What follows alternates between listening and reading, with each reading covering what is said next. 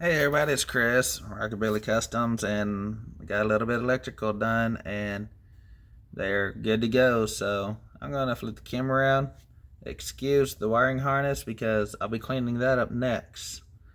So sit back, relax, enjoy the video. Let's get this Maverick done a little bit closer to being on the road. It is currently Christmas Day. Kids really love their toys, their gifts. My family loved their gifts. It was awesome seeing everybody smile on their face. This Christmas was actually really great. Also, I did get a Christmas present for my Maverick. Now, let me show y'all, and this is awesome. Okay, so you know I'm running a CB antenna. That's not going to stay there. I'm going to get one of the skinny metal ones and replace it. So, yeah. We got my Cobra 29 Bluetooth in here. We got my Kenwood in here. Now, we cannot play music on the Kenwood. And I don't know if anybody hear me on the radio, because I am setting it in my garage. And I know that antenna doesn't get out that far. But we got it calibrated. Let's do it. Radio came on. Bluetooth came on. So, now like I said, I can't play the radio because I don't want to get into the copyright laws. But here's something I got right here. Since I'm running a CB antenna out of my factory mount for my antenna, I don't have the radio no more to listen to public radio, which I really don't listen to the public radio that much. Only time I really do is when I'm around a storm and NOAA's radar will automatically tap into the radio station that's local to there if it's something severe is happening or a storm or something like that, especially in the spring. That's the only time I'm going to tap in. Or if I'm going to be on the radio, then I'll listen because of my reptile stuff. Again, reptiles and oddities. But here's the company Chulut. I don't know how the hell you say that. But this thing was literally, I don't know, maybe 20 bucks or something like that off Amazon. I didn't buy it. This came as a gift. My mother got this for me. So I want to say thank you, Mom, on this. And what this is a hideaway antenna. AM, FM station antenna. So you'll hide it typically right against your window. Well, and you hide the wire behind your pillar. Well, since I don't have a mold that comes off my pillar, we're probably going to put it at the base of the windshield because it was picking up perfect at the base of the windshield. Now, the Cobra, this is a fancy little dude. This is the Bluetooth series Cobra 29. So, it's a fancy little dude. I got this as a divorce present or a divorce buy. What it was a lady caught her husband cheating on her, and they got a divorce, and he left all of his stuff there. So I went to go pick up a couple CBs, pretty cheap, and she said, "Hey, wait a minute. Would you want a brand new one? I'll just give it to you." So boom, that's how I got this one. So yeah, so we got it. We got the mount just sticking right there. Be good enough. You just grab it, boom. This thing does have NOAA's radar, has an alarm clock. It has your typical stuff on here, like calibrate, all that other stuff. You can dim it and all that stuff. You can do T back. You got delta tune, of course your RF gain, and your dynamite, which is going to be your mic, and volume, and SQ, scroll, however you say that. So let's see if anybody's out there. Radio check, radio check. Anybody out there? Merry Christmas. Again, I don't know. Most of your truckers on the road aren't going to have their CBs on. I literally got this because quite a few of my buddies do run CBs, and I'm going to see if I can get some of these car guys around here to run CBs so that we can talk to each other on the CBs on different channels. So, and when I'm in, like, if I do a power tour, then maybe some of the guys will on there we have CBs. But yeah, so everything controls. Boom, shuts off. So yeah, really cool. Now, this is going to come out because I'm not leaving it this wood look. We're going to do something about it. We might fiberglass it.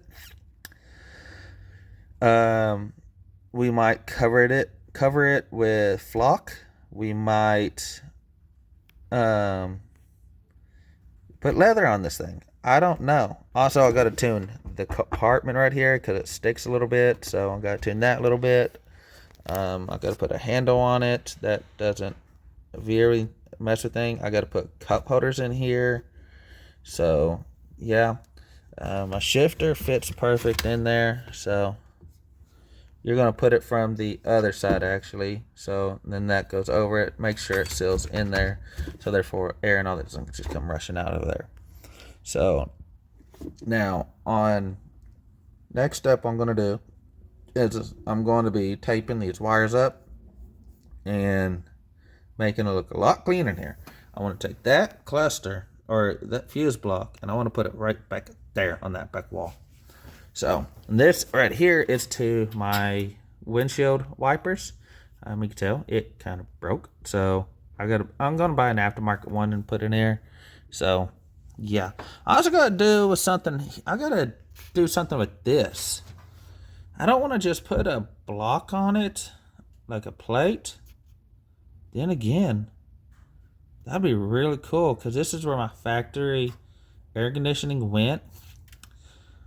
I did get quoted for somebody to custom make me a freaking switches right here. And they said, man, we're looking at a couple $1,000s to do that. And I was like, no. So I wonder if Southern Cool or Vintage Air, because Vintage Air is where that box came from. That's behind there. It's the Vintage Air Gen 2 Mini. So, and you're talking about blowing air. My God, that thing rushes air out. I just got to get a few more parts to it because I didn't buy a whole kit. I'm piecing it all out because I found out a lot of your aftermarket parts, they're cheaper, like your lines and your fittings from your universal underdash unit, works on this thing. So you don't have to spend the expensive for the lines and the compressor and all that. I literally bought a $300 underdash kit, sold the underdash for $100, so ultimately all that came out to $200. Bought the Gen 2 Mini for $600. Boom. Now I just get a couple more things. It is running and blowing nice cold or nice hot air. Also, I have vents too that go up there to defrost, and I've got vents that come out to the cab, and I've got floor. So that's what's really gonna be cool. So if I could do something right there, that would be cool. But the problem is, I need to call Vintage Air and see like what kind of material is their displays made out of. If they're made out of plastic, that's not really going to bend that easy. If it's made out of thin metal, like aluminum, yeah, I could actually bend it to put it in there. So, also we're gambling on if it actually works. So, or would fit in there. Other than that, they do sell one that can probably go up underneath the dash right there, and just you twist the knobs, and that's how you do it. That's probably what I'm going to end up doing. Probably be the best thing for this car. So yeah, now these are the wires to my gauges. My gauges are not going in yet because I gotta fix my my shifter down there. I don't know if y'all can see it. Literally the wires coming out right there, that is sideways because the pipe that's in there, the bearings or whatever, it messed. They're old, they're original, and they need replaced. So I need to take the tension off of the cable and just rebuild that shaft that goes in there, the bearing that it goes into, just rebuild it and all that. So they do sell a kit, but honestly, the kit just consists of some common parts so you can get a heck of a lot cheaper. So we are focusing on getting the dash and everything good to go. And I do got to touch up a little bit on the dash. It won't be no big issue. So do that. I got my bumper set outside. They're primered black right now. So we'll get the bumpers on too in this video. So again, we're just going to go as far as we can on this, and a lot of this I'm going to do off camera because literally I'm just taking electrical tape. I'm going to just tape those wires up, just make them where they're more put together instead of like a sketty. So that's really all I'm doing. Then I'll come back and it's another morning. and I've ran into a little bit of a competition, a little bit of wall on here. Okay, so we got this gauge right here, and this is the one I got from Speedway Motors. And I did the test last night, with the lights off. Straight out, you can't see the numbers, nothing on here. The needle, nothing. So this morning I took this thing out. What I found was this is a solid piece of aluminum face on here. There's nothing to let light through it. So, doing more researching, these are the Smitty's replica gauges that Speedway sells. They work, I'm pretty sure they do. But I want to be able to see when I'm driving down the road at night what my fuel level is, what my voltmeter is, what my water temperature is, and what my oil pressure is. I want to be able to see that at night. So, here's an old gauge that now I'm going to flip the camera around and I'm going to explain to you a little bit though. So, these two right here work perfect. Now I do got to take the speedo gauge over here and take the tack, put it over there. Do got to do that. But those light up perfect. You can see them. It's the 52 millimeter ones around. So, looking at these, this one's messed up. I'm not going to be able to use this one at all. Okay, this is pretty old one right here. So, they sell these in store at my local parts store. And then you can go to that website right there, iQuest, whatever, I can't say that, and probably order these things. So, here's the chrome bezel. Put over that. That will go over that. And then place it in there. Now, when we look at this thing, the numbers are white, that's white. They look like it passed. The needle is not. I can live with that. With the needles on the 52s being all different colors, I can live with that. So that's what's going to happen. Now, am I going to be able to get them all real quickly? Nope. It's going to take a little time. But that's going to be my fix on getting these things to work. Because these right here, their numbers, the needle and everything lights up perfect. So now these right here, not too big of loss. They're not that expensive. We're talking like $50 for all four of them. So they're literally like $15 a piece or something like that. Maybe a little more. So not worried about it. Like I said, I'll just pop all these lips off of them. So therefore, when I start getting these, I can pop their lips off or bezels and just replace them.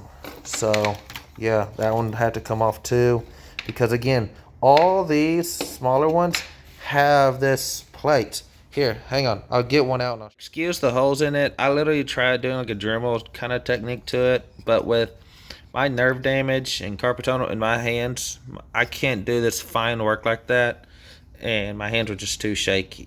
But here's what we're talking about. That's a piece of aluminum, straight. You can't see through that. Can't put no light through this. Can now because I drilled holes through it. But yeah, so sucks. Yes, it does. I'm gonna have to buy more gauges. Is it a major setback? No, not really. But yeah, again, that is a piece of aluminum right there. So you're able to see the ring around the outside, but you wouldn't be able to see the numbers at night driving. And I want to be able to see my numbers when I'm driving. So keep the lights because they're brand new to make them blue. So yeah. Hey guys, I'm working on this my 1971 Maverick, putting these windshield clips in. I don't have the tool, but I'm using these right here. So what I'm doing is you put that in right there. Everybody, I got the windshield in, and it's siliconed in with the urethane. And I'll show you the one that I'm using. Actually, let's do this. I'm gonna open the new one so I can show you that one, because the other one's kind of messy. So I picked this up off Amazon. It's auto glass, polyurethane, adhesive, black. So it's for gluing windshields in, that's what it is. Fast cure speed, long lasting effect, super strong adhesive. So yeah, one can, actually not as much as one can of this stuff, worked. Get a couple gloves, get you a nozzle right there. So we got the windshield in. Now I'm not going to tape it. I guess I will go ahead and tape it down like you do with your modern stuff. But I'm about to sneeze. Whew, sorry about that, I had to sneeze. But I wiped off the windshield as much as I could. Now the other side is perfect clean. This is all on the outside. So we got the clips in, and the way I was putting the clips in was this technique. Tape the living hell out of the paint, then you hammer the clip in a little bit, and then you finish it up with a piece of wood. That's my tool. Redneck way of doing it, but hey, clips are in. As you can tell, boom, they're in all around, so the molding will go on once this dries. That's going to be in the next video. I need to fix a little bit over there. But yeah, still got to work this molding a little bit, because I just did everything, so hopefully it's going to be sealed where water don't get into the compartment from the windshield like it did when I had the original glass in it. I don't know if y'all could tell. Well, yeah, you could tell a little bit. I've got the defrost vents in. The hose is not up to them, so they're not fully done, but they're mounted in. They look good. You're not really going to see them from below there, but they are factory. They do work, not factory looking, but they will work and defrost the windshield when I need to. So windshield's in, headliner to the front part is good. Now we just got to worry about the back part. Now next video we're going to be focusing on getting tint done for the back window, getting the headliner done, installing the back window, get the headliner done. I don't know if I'll have gauges, but we're going to focus on the pad for the dash, which is right there.